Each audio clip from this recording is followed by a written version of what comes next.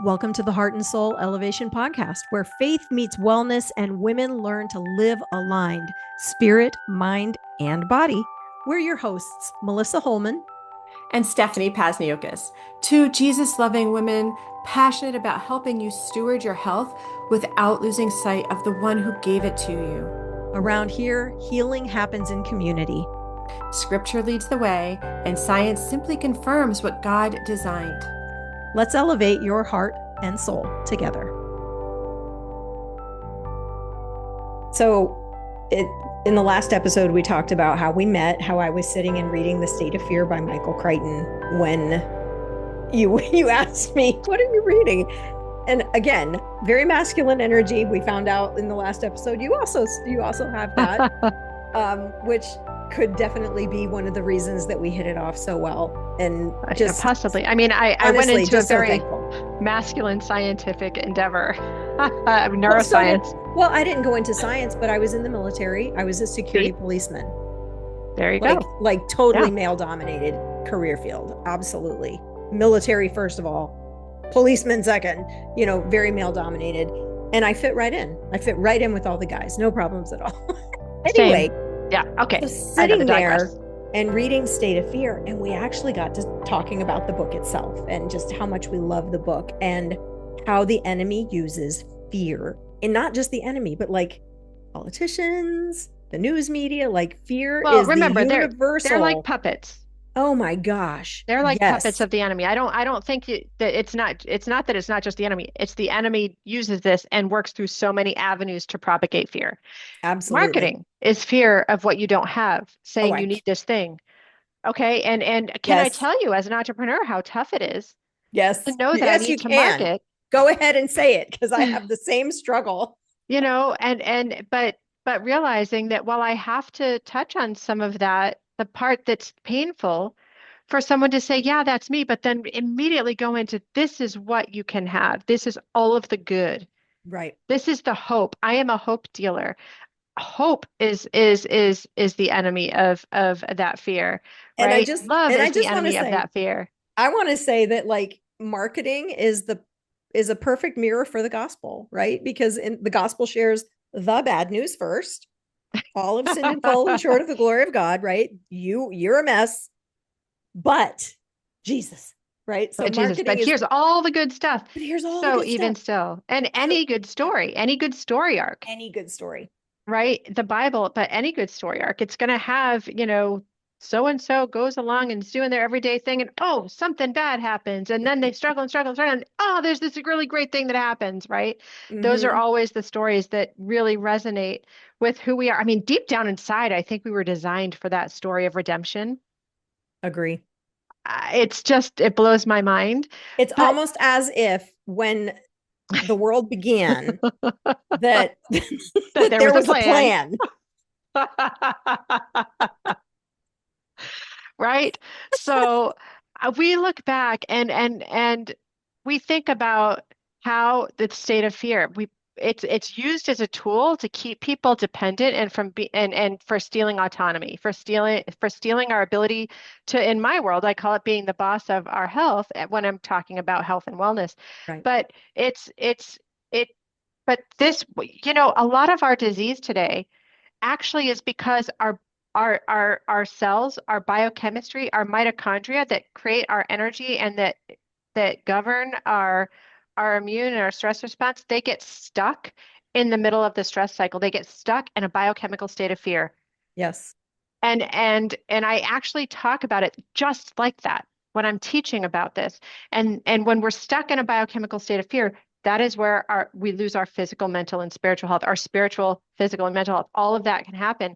And that state of fear is down, like we think of it as being on our heads, but it goes right down into our cells and it propagates there.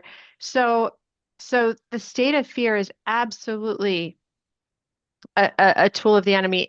It's informative when it's healthy. There is a healthy state of fear, guys. There is, but you can't, if you're stuck in it, it ceases to be helpful. I was going to say, we were designed to be sensing beings. We are sensitive beings. We feel things with our hands, right? We taste things, we smell things, we hear things. We are sensitive beings. And part of being sensitive is we were designed to experience the full range of human emotions. One Yep. of those is fear. One of those is fear. And But when that's how we live. That's how we survive. It's important exactly, to but know when we should be afraid. but when we are stuck in that sympathetic state, when we're stuck in that fear constantly, and that emotion just, we're going to go woo woo for a second. That vibration of fear interferes, just like you're talking about, with every single cell in your body, because you have this emotion stuck in your body that you can't let go of. It's ruling you, and it's interfering with all of your systems. Every part of you It cannot function properly because that fear is in there vibrating around and it destroying the interferes. natural vibrational frequency of those organs. Absolutely, but also it changes the structure of how water flows in your body and gets sludgy. There's so many things that don't operate well in that case. Imagine if you have a car that has nice fresh oil and everything runs well, but then you have a car that has a whole bunch of sludgy oil and it doesn't run well and it overheats. That vibration, all of that, it creates that sludge in our body. It's really crazy because you're going to go on the woo-woo side of it, but that's not really woo-woo because we are electromagnetic beings. We We are. actually, from the neuroscience perspective, our neurons and biochemistry, we have electromagnetic fields. I Yes. mean, that's how Yes. our body functions. It's not separate. So maybe some people think of it as woo-woo because we can't see it under a Correct. microscope That's exactly, exactly. That's but what we I can mean when measure I it. say woo woo. Like Yeah. it's not seeable. But from you know, that sympathetic parasympathetic state, I think I even mentioned it. I don't know if it was on another podcast yet, but um, you know, that we're not supposed to get stuck in that fear state because what ends up Right. happening is that's an emergency. That's the emergency response system. That's like when the lights go on and the emergency lights come on and they're on a backup generator and it only goes for so long, but you can't. But most of the power is going to that, and you can't run the rest of the things. Or if the generator comes on, you can keep the refrigerator going, but you're going to lose light and heat or something like that. When our body is stuck in that state, we're running on certain systems and we're diverting resources from natural function, from standard thriving function over into emergency response mode. And you cannot be healthy there Yeah. because physically we're unable to support that for extended periods of time. And so it will affect our spirit, it'll affect our mind, it'll affect our body.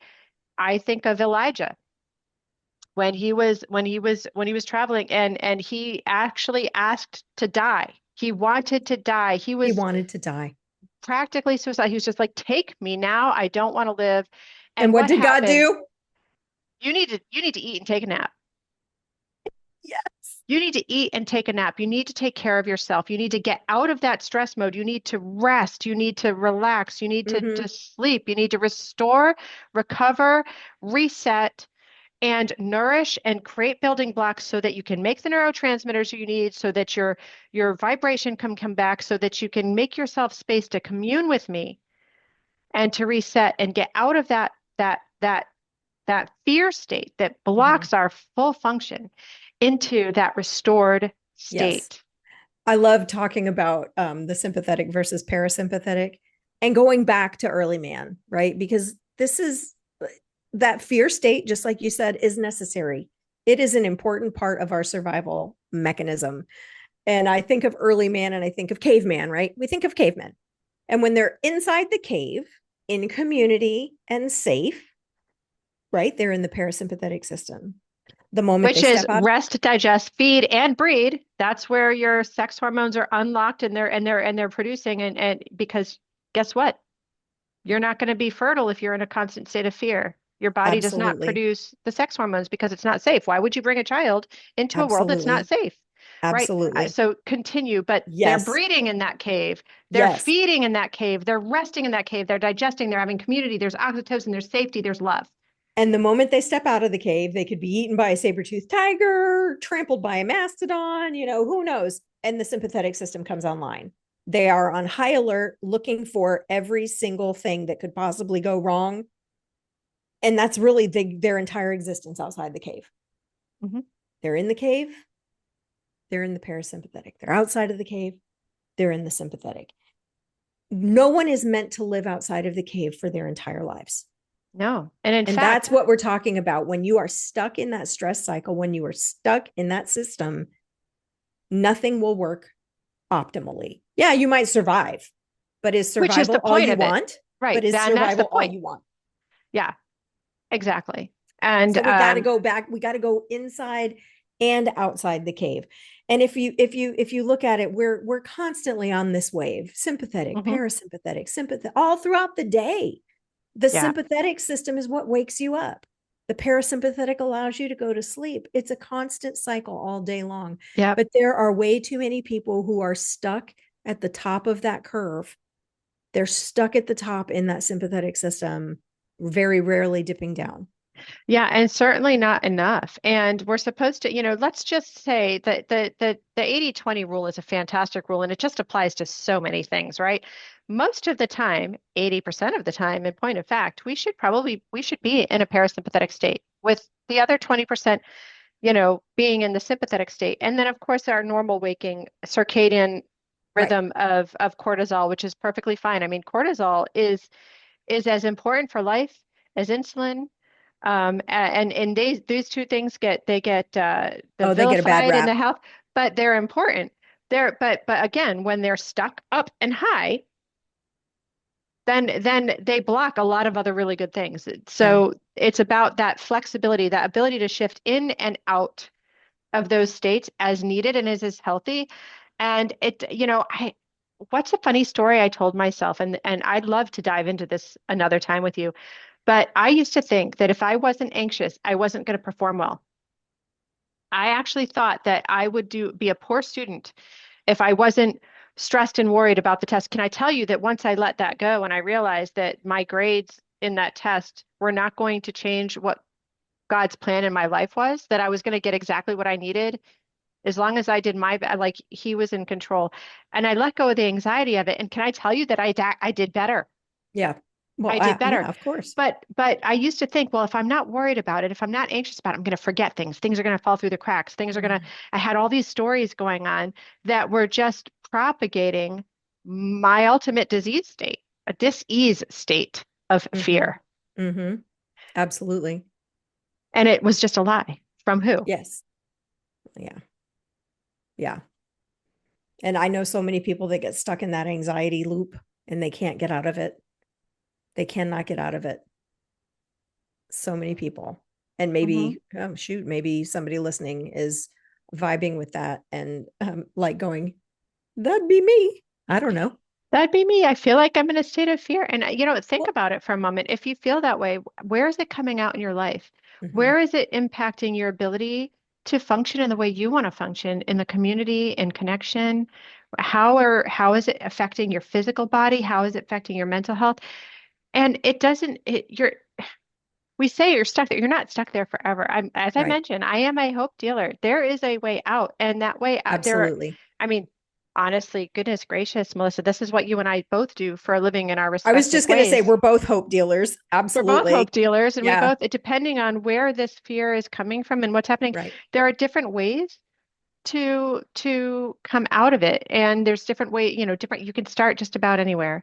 But I do want to say that there's a design behind your anxiety. There's a design behind your fear.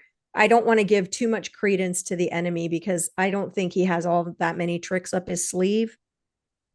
But there's a design behind what you're going through. There's a reason, there's a purpose. I am 100% believer in providence, that there is a reason for everything.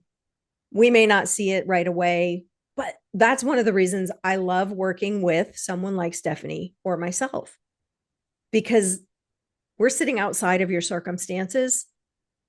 We're not involved in the emotional experience that you're going through.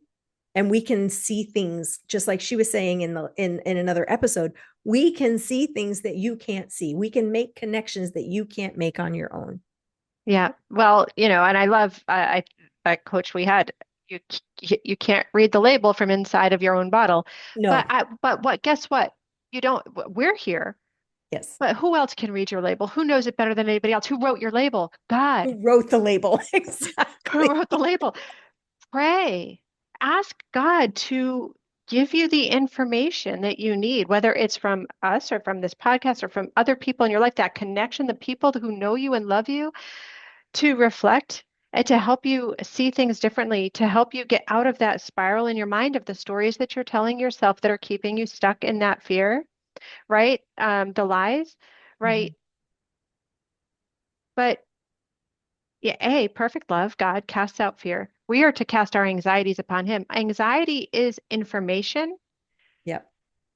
So what is it trying to tell us? Right. This is where I'm not a big journaler, but this is where I will write the heck thing. I will write it down.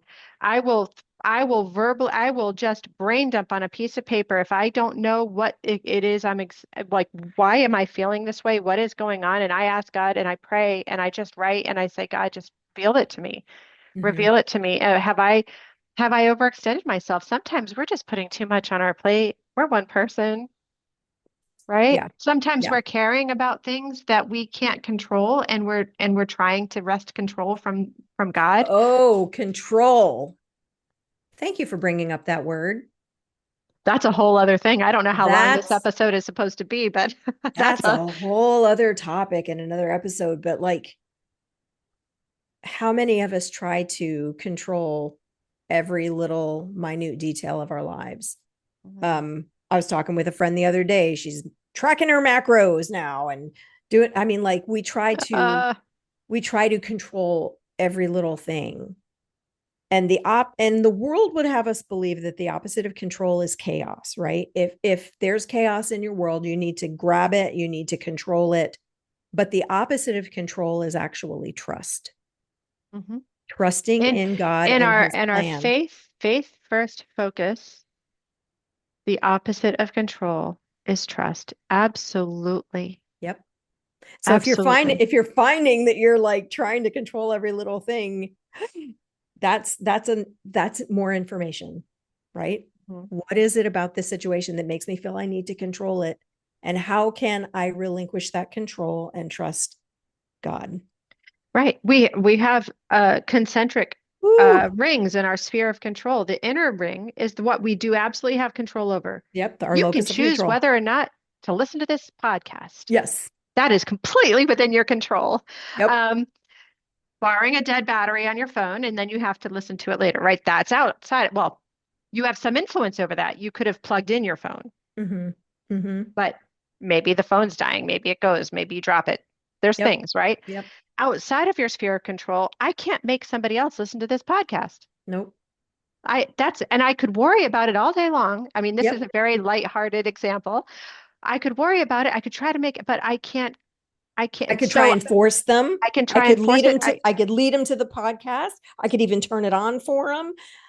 Doesn't But mean if they're going I'm to worried listen. about it, I mean, if I'm trying to control it and I'm trying to create this outcome and I'm trying to and I'm expecting the outcome, then my brain is going to say, "Oh my gosh, this is something I need to be anxious about because it's not happening." You're telling your Mhm. brain to be stressed about this because you've Yes. said, "Well, I have control over it." And Yep. that's just another lie. We don't. Yep. We don't. Absolutely. Absolutely. I can only control the things within my locus of control. Absolutely. Anything Yeah. outside of that. And I've said this so many times.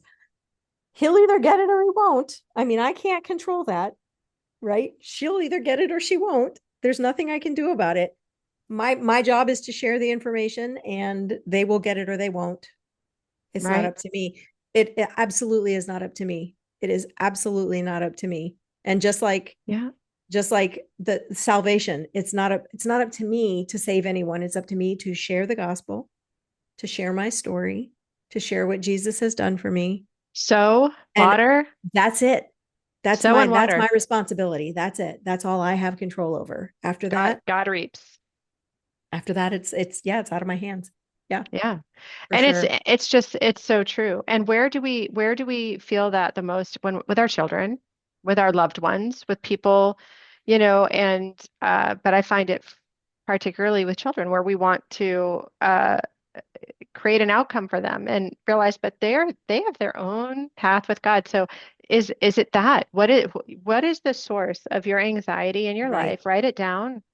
Yep. Think about it. Ask God. Sit with it. Be quiet. Put the phone away. Turn off the TV. Sit quietly with it with a piece of paper, or just say it out loud, driving in a car, whatever. Don't close your eyes if you're driving. Yes, please. Um, but really give yourself the space to do this. So often we don't give ourselves the space to hear God. Right. Yes. And our world is so busy. Our world is so noisy, visually, auditorily, so noisy. There's never silence. And God does not, we don't hear God in the thunderclap, right? We hear him in the whisper, the Yep. whisper. So, like, where is fear ruling? Really, ultimately, that's the question. Where is Yeah. fear ruling your life? How are you allowing fear to influence your wellness, your walk with Jesus? Where is Yeah. fear showing up for you? And taking that time and taking that quiet and taking that silence, sitting with it and asking the one who designed you, who knows all your fears anyway. And as we said, this is a community. Tell us, share. Yeah. We'll tell you ours. You tell us yours. We'll pray together. Yep. Right? Healing happens where? In community. In community. And if it's out there, if we're sharing it in community, guess what's not happening? It's not in the dark, it's not festering, it's not growing. It's in the light, it's exposed, and you can see it for what it is, and you can say, oh, that's it. And the darkness hates the light. Thank you for joining us here on Heart and Soul Elevation. If this conversation lifted you, share it with another woman who needs community. And be sure to subscribe to the show and click the bell so you never miss an episode. And come back to join us for more faith-first conversations where we grow in real time together. Until then, may the peace of Christ guard your heart, steady your mind, and strengthen your body.